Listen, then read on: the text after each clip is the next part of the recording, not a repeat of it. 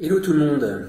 Alors, quand un expert vous dit que la croissance mondiale ralentit fortement, mais qui refuse de dire qu'il va y avoir une énorme crise mondiale, que les Gilets jaunes ont sauvé Macron et que la politique économique de Macron a été nulle depuis qu'il est arrivé, eh ben ça donne ça.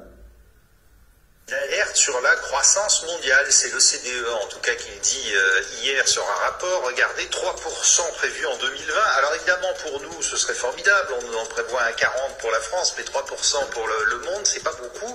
Merci à Nicolas Gautzmann d'être avec nous, vous êtes économiste à la financière de la Cité. Il y a des raisons de s'inquiéter de cette croissance mondiale qui baisse?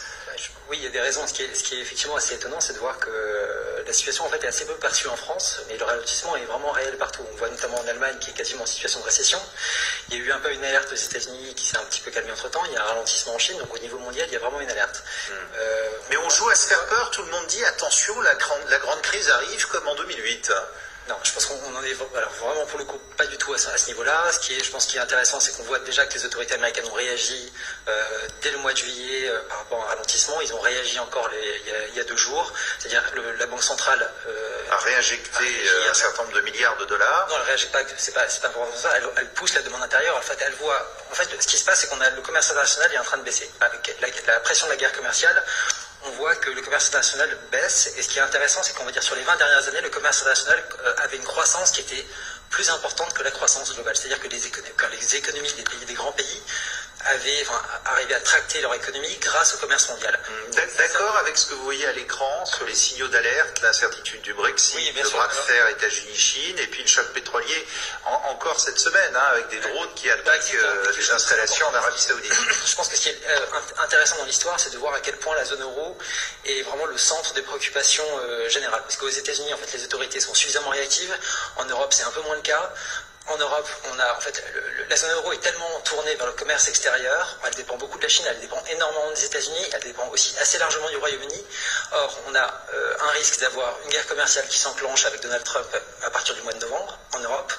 On perd un petit peu de demande chinoise parce que la croissance chinoise ralentit, et on a un risque réel avec le Brexit de perdre un client qui est important. Parce qu'on fait un peu les malins avec les Britanniques, sauf que la zone euro a un excédent commercial important sur le Royaume-Uni. Si on prend l'Allemagne, l'Allemagne a simplement un excédent qui est équivalent à 44 milliards d'euros sur le Royaume-Uni. La France a un excédent de 13 milliards sur le Royaume-Uni. En gros, on est en train de se fâcher avec un de nos meilleurs clients, avec la situation du Brexit. Donc effectivement, c'est pas forcément très malin.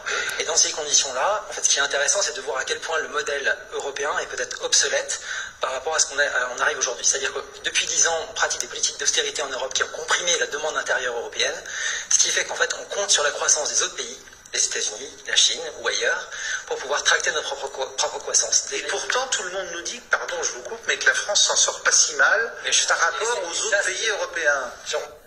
Alors, juste, je précise que là, on est en train de parler de la politique d'austérité de l'Europe qui est critiquée par le parti de gauche, le Front de gauche, Mélenchon, et énormément de gens de gauche, Attaque et compagnie. Évidemment qu'il faut faire une politique keynésienne qui relance la demande pour que les gens consomment. Bon, voilà. C'est évidemment l'un des cœurs du problème. Écoutez la suite. C'est-à-dire que les Gilets jaunes, en fait, ont sauvé Emmanuel Macron. C'est-à-dire que les Gilets jaunes, en fait, ont mis une façon de voir les choses, oui. C'est ça, en fait. Il a fait une relance au début de l'année de 10 milliards d'euros dans l'économie qui a poussé un peu la consommation et qui permet effectivement à la France d'avoir une croissance qui tient à peu près la route. Voilà, donc c'est dit, effectivement, il faut donner de l'argent aux gens. C'est clair, net, précis. Pas comme le journaliste qui dit oui, c'est une manière de voir les choses. Non, il n'y a pas 36 manières. Voilà, il suffit d'écouter Thomas Piketty, qui a eu un livre qui a été vendu à des millions d'exemplaires dans le monde, 2,5 millions de livres vendus à un économiste français, Thomas Piketty. Vous le voyez, Thomas Piketty, sur les plateaux? Non, on voit Nicolas Bouzou, macroniste jusqu'au fond des molaires. Alors qu'on le voit par exemple en Allemagne. C'est que ça, c'est pas les réformes, c'est pas autre chose. Les réformes, en fait, si on compare par exemple à 2017, avant les réformes, la croissance était quasiment 2 fois plus élevée qu'aujourd'hui. Sans les réformes, alors qu'aujourd'hui on a les réformes, on a 2 fois moins de croissance. Alors, réaction sur ce plateau Bon, voilà, bing, dernière cartouche pour Macron, voilà. C'est pas les réformes de Macron, le mec il a baissé les yeux, pas vraiment en fait, Depuis qu'il a fait ses réformes, depuis que Macron est là, tout va mal. Bon voilà, allez, je rallonge pas la vidéo, je pense que c'était suffisamment compact. Il y a plein de choses, mais ça résume bien ce qu'on peut entendre à droite à gauche par des différents experts économistes. Voilà où on en est, voilà vers quoi on va, et tendez bien l'oreille sur les gens qui viennent rendre visite en France, aux responsables industriels, économiques, financiers.